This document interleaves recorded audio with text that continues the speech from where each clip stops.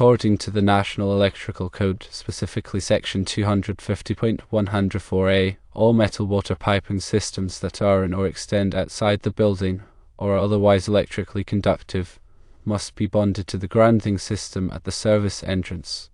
This requirement exists to ensure electrical safety by providing a low impedance path for fault current to return to the source, minimizing the risk of electric shock and preventing damage to electrical equipment.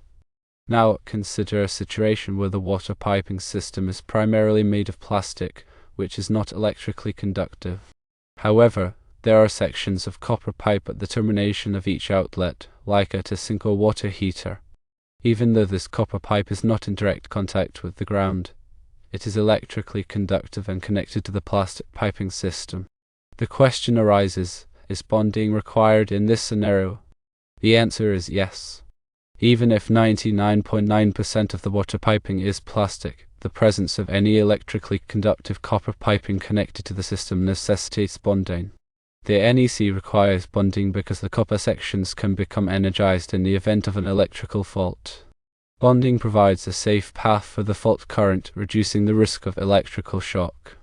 To comply with the NEC, it is recommended to bond the copper piping at each outlet to the grounding system. This can be achieved using a copper or copper-clad bonding strap connected to the nearest grounding electrode system. Firstly, identify the point where the copper piping connects to the plastic piping at each outlet. Secondly, attach one end of the bonding strap to the copper pipe using a suitable clamp or connector. Thirdly, connect the other end of the bonding strap to a nearby grounding point, such as a grounding electrode conductor, the metal enclosure of an electrical panel, or a dedicated grounding electrode. It is important to ensure that the bonding strap is properly sized to handle the anticipated fault current.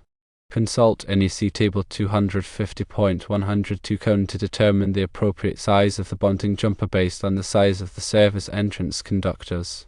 The bonding connection must be mechanically sound and electrically continuous.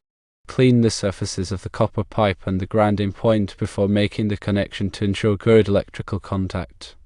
Use appropriate connectors that are listed for grounding and bonding purposes. After completing the bonding, test the continuity of the bonding connection using a multimeter. Verify that there is a low resistance path between the copper piping and the grounding system. This confirms that the bonding is effective in providing a path for fault current. In summary, even though the majority of the water piping system is plastic, the presence of any electrically conductive copper piping requires bonding to the grounding system. This is essential for electrical safety and compliance with the NEC. By following these recommendations, you can ensure that the water piping system is properly bonded and that the risk of electrical shock is minimized. Always consult with a qualified electrician if you have any questions or concerns about electrical safety. This information is for educational purposes only and should not be considered a substitute for professional electrical advice.